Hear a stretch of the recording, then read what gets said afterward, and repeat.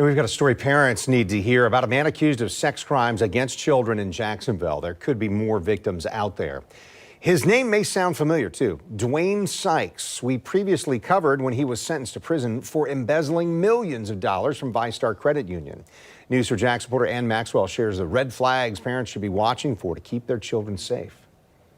According to an arrest report, Dwayne Sykes sex trafficked 3 boys from 2016 to 2019, paying them for nude photos or to perform sex acts he would record.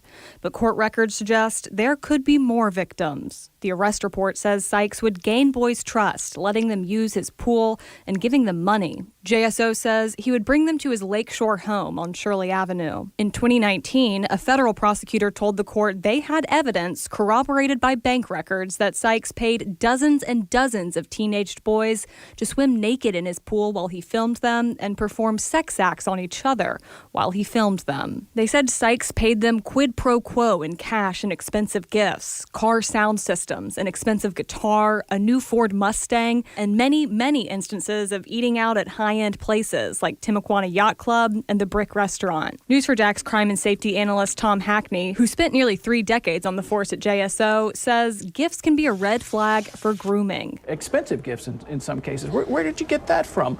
Oh, so-and-so gave me that.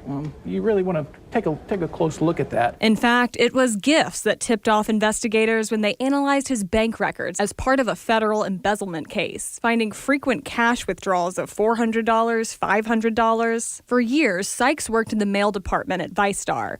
He was accused of spending more than $5 million of checks meant to buy postage for the credit union to buy stamps he would resell, pocketing more than $3 million for himself. He pleaded guilty in 2019. At his sentencing, multiple people testified Sykes had abused them as teens. I went through this transcript of a hearing in that 2019 case. In it, the prosecutor describes a child sex ring in which Sykes and children would recruit other children to head to Sykes' house to hang out, swim in the pool, make some money, but they said it would eventually devolve into abuse. They said there were generations of boys involved in this. News4Jax reporter Jim Pickett confronted Sykes and his attorney outside the courthouse at his sentencing. Can we talk to you about what your thoughts on all of this? No comment. But I mean, no these young boys are making some. We want to get your side on this, and this is the way to do. Well, no, I'm just kidding. But is there like another investigation underway? I don't know, Jim, is the honest answer.